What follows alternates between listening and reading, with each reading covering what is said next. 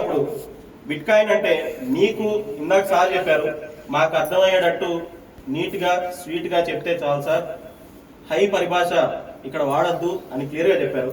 మీకు సింపుల్గా భాషలో చెప్పాలి అంటే మీరు షాప్కి వెళ్ళి బంగారం కొనుక్కుంటారు.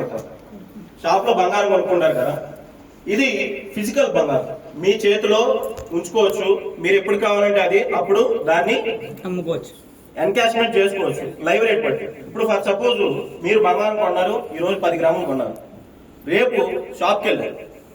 సపోజ్ ఈ రోజు మీరు 1,00,000 రూపాయలు పెట్టి కొన్నారు అనుకున్నాం, రేపు 1,10,000 అయితే మీరు లాభంలో ఉన్నట్టే కదా. అమ్ముకోగానే మీ 1,10,000 మీకు వచ్చేస్తాయి కదా. ఫర్ సపోజ్ రేపు అత్యవసర పరిస్థితి వచ్చింది, అదే బంగారం రేపు షాప్ దగ్గరికి వెళ్ళారు, 90,000 అయింది. మీరు 1,00,000 రూపాయలు పెట్టి బంగారం కొంటే అది 90,000 95,000 అయింది. మీరు కంపల్సరీ తీసుకుంటారా లేదా? ఎందుకు అంటే మీరు 5,000 నష్టపోయినా మీరు అది అసెట్ అని నమ్మారు, మీ చేతిలో ఉంది అసెట్ అని నమ్మారు. కాబట్టి మీ అవసరాల నిమిత్తం అది తగ్గినా పెరిగినా మీ చేతిలో ఉన్నది అసెట్ కాబట్టి మీరు దాన్ని కంపల్సరీ సేల్ చేసుకొని మీ అమౌంట్ అయితే మీరు తీసుకుంటారు. ఇక్కడ ఇంకో చిన్న ఎగ్జాంపుల్ చెప్పాలంటే ఆస్తులు తాలూకా అంటే ఆస్తులు, ఆస్తి అన్నదాన్ని ఏమంటారండి? ఆస్తి అంటే అసెట్ ఇంగ్లీష్ లో. ఆస్తి అన్నదానికి అర్థం ఏంటి? నాకు ఒక ఇల్లు ఉంది, ఒక ఆస్తి, ఒక పొలం ఉంది, ఒక ఆస్తి, ఒక చైన్ ఉంది, ఒక ఆస్తి, ఒక ఉంగరం ఉంది, ఒక ఆస్తి. అలాగే నేనేం చెప్తున్నాను అంటే ఆస్తి తాలూకా వైశాల్యం గతంలో పొలాల దగ్గర నుంచి వచ్చింది, తర్వాత స్థలాల దగ్గర నుంచి వచ్చింది, తర్వాత ఇళ్ళ దగ్గర నుంచి వచ్చింది. ఇవన్నీ అయిపోయిన తర్వాత చేతిలో బంగారం అయింది, అవునా కదా? చేతిలో బంగారాన్ని ఇంట్లో దాచుకోవచ్చు, మరి పొలాల్ని స్థలాలని ఇంట్లో దాచుకుంటావా? దాచుకోలేం కదా. సో ఆస్తి తాలూకు వైశాల్యం అనేది తగ్గుకుంటూ ఇంట్లో దాచుకునే బంగారం వరకు వచ్చింది. ఇప్పుడు అక్కడి నుంచి ఎక్కడికి వెళ్ళింది?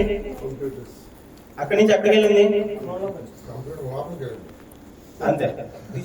ప్రతి మనిషికి 3 చేతులు ఉంటాయి, ఎడం చెయ్యి, కుడి చెయ్యి, జేబులో చెయ్యి, మొబైల్. సో ఈ ఆస్తులన్నీ కూడా ఒక సింగిల్ క్లిక్ మొబైల్ ఫోన్ లోకి వెళ్ళింది.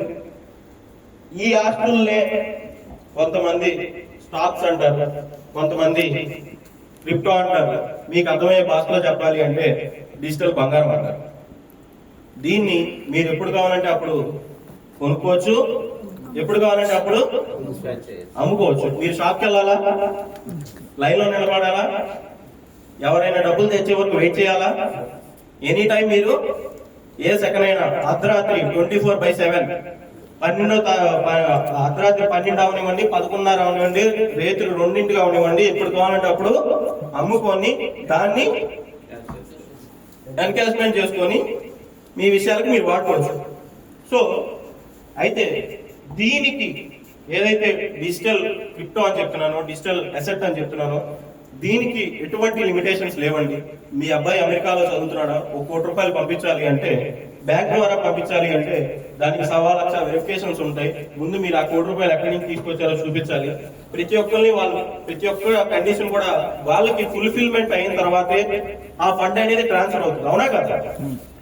కానీ క్రిప్టోలో మీరు 1 కోటి రూపాయలు పంపిస్తారా, 10 లక్షలు పంపిస్తారా, 5 లక్షలు పంపిస్తారా, 100 కోట్లు పంపిస్తారా, ఏదైనా కానీ సింగిల్ క్లిక్ తో మీరు పంపించే సౌలభ్యం కేవలం ఎక్కడా లేదండి, క్రిప్టోలో మాత్రమే ఉంది. ఈరోజు నేను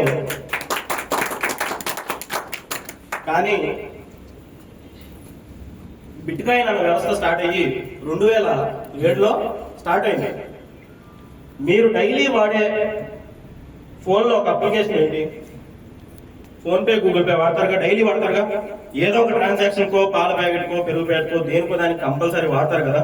ఈ ఫోన్ పే వచ్చి ఎన్నాళ్ళైంది? 2016లో ఫోన్ పే వచ్చింది. కానీ బిట్కాయిన్ వచ్చి 2007లో వచ్చింది. అంటే మనం ఎంత వెనకబడి ఉన్నాము అంటే దానికంటే అడ్వాన్స్డ్ టెక్నాలజీ వచ్చిన తర్వాత మాత్రం మన గవర్నమెంట్ యాక్సెప్ట్ చేసి దాన్ని ప్రచారంలో పెట్టట్లేదు. సో క్రిప్టో ప్రచారం పెట్టే రోజులు కూడా వస్తున్నాయి. ఆల్రెడీ కొన్ని బ్యాంకింగ్ సెక్టార్లో క్రిప్టో వ్యవస్థని ప్రచారంలో పెట్టినాయి. దాన్ని ఒక సపరేట్ విధానంలో డిజిటల్ కరెన్సీ ద్వారా దాన్ని అయితే తీసుకొచ్చినాయి. సిబిడిసి అంటారు, central bureau of digital currency. ఇది మీ ఎస్బీఐ బ్యాంక్ అకౌంట్ కానీ, కోటక్ కానీ, ఏ బ్యాంకులో అన్నా కానీ ఈ రూపీ అన్న కాన్సెప్ట్ ఉంటుంది. ఈ రూపీ అన్న కాన్సెప్ట్ తెలిసే ఎవరికన్నా? కొంతమందికి తెలిసే ఉంటుంది.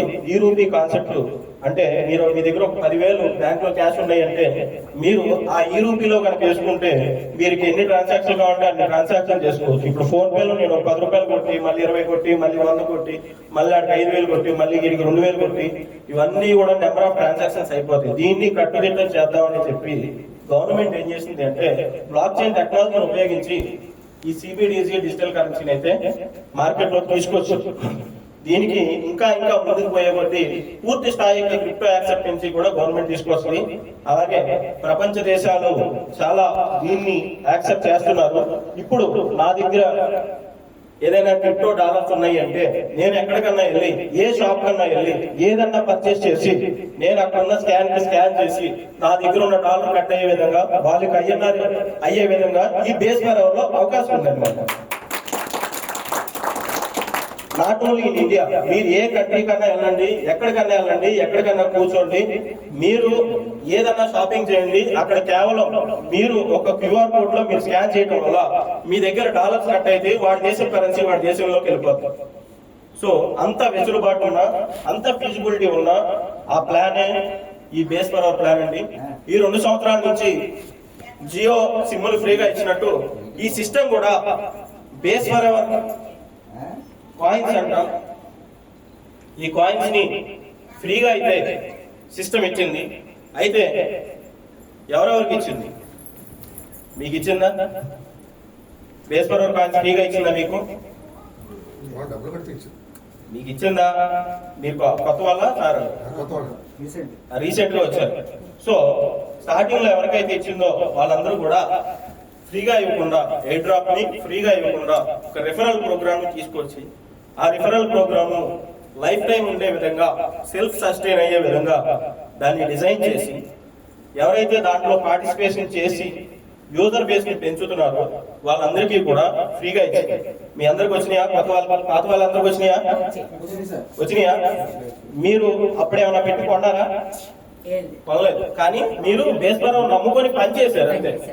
ఈ పని చేసినందుకు ఎవరైతే పార్టిసిపెంట్స్ ఉన్నారో వాళ్ళందరికీ ముందు ఉచితంగా డిస్ట్రిబ్యూట్ చేసింది. అయితే వాళ్ళు పనిచేసినందుకు వాళ్ళు సంపాదించుకున్నారు, వాళ్ళు పెట్టిన ఇన్వెస్ట్మెంట్ తీసుకున్నారు, లాభాల్లో చాలా మంది ఉన్నారు. సో ఇలాగే ఫ్రీగా ఎవరైతే బేస్ పర్ అవర్ సిస్టమ్ కోసం నమ్మి కృషించి పనిచేశారో వాళ్ళందరికీ కూడా ఫ్రీగా డిస్ట్రిబ్యూట్ చేశారు. అలా ఫ్రీగా డిస్ట్రిబ్యూట్ చేసిన coin, base per hour coin ఈ రోజు మార్కెట్ లో 6 రూపాయలు నడుస్తుంది. అయితే ఫ్రీగా ఇచ్చే షెడ్యూలింగ్ మొత్తం కంప్లీట్ అయిపోయింది. దాని తర్వాత ఏమైంది అంటే డిస్కౌంట్లు అమ్మడం మొదలుపెట్టారు. ఏం చేశారు? డిస్కౌంట్లు అమ్మడం మొదలుపెట్టారు. డిస్కౌంట్లు ఎలా అమ్మారు? ₹1 60 పైసలకి, 70 పైసలకి, 80 పైసలకి, 90 పైసలకి రూపాయి, ఇట్లా డిస్కౌంట్ లో ఒక 4-5 భాగాలుగా డిస్కౌంట్ లో కొన్ని కాయిన్స్ అమ్మారు. ఈ డిస్కౌంట్ లో కొన్న వాళ్ళకి లాభం ఏంటి సార్? డిస్కౌంట్ లో కొంటాం, లాభం ఏంటి అంటే కనుక ఇది డిజిటల్ అసెట్టే కదా, ఎప్పుడు కావాలంటే అప్పుడు అమ్ముకోవచ్చు కదా. ఎవరెవరైతే మినిమం 5,000 నుంచి ఎంతన్నా పెట్టుకోవచ్చు డిస్కౌంట్ లో. మినిమం 5,000 నుంచి చాలా మంది 5 లక్షలు 10 లక్షల వరకు పెట్టుకున్న వాళ్ళు కూడా ఉన్నారు. వీళ్ళందరూ ఎప్పుడు కొన్నారండి? ₹1 ఎప్పుడు కొన్నారు? ఇప్పుడు రేట్ ఎంత ఉంది? 5 నుంచి 6 రూపాయలు రేట్ అయితే ఉంది. మీ దగ్గర ఉన్న ఒక అసెట్ ₹1 5 రూపాయల వరకు వెళ్ళిందంటే ఎన్ని రేట్లు పెరిగినట్టు? ఎన్ని? 10 రెట్లు పెరిగింది. 10 రెట్లు పెరిగింది అంటే మీరు ₹1,00,000 ఆ రోజు పెడితే ఈ రోజు దాని వాల్యూ ఎంత అండి? 10 లక్షలు. అయితే ఎవరైతే డిస్కౌంట్ లో కొన్నారో వీళ్ళందరికీ కూడా ప్రతి నెల 10% కాడికి టోకెన్లు అయితే విడుదల చేయడం జరిగిందండి. నాకు తెలిసి ఒక 2 రోజుల క్రితం 6 నెల కంప్లీట్ అయిపోయింది. ఆ రోజు ఎవరైతే ₹1,00,000 పెట్టారో ఈ 6 నెలల నుంచి 10 రెట్లు రేటు పెరిగింది కాబట్టి ఇచ్చింది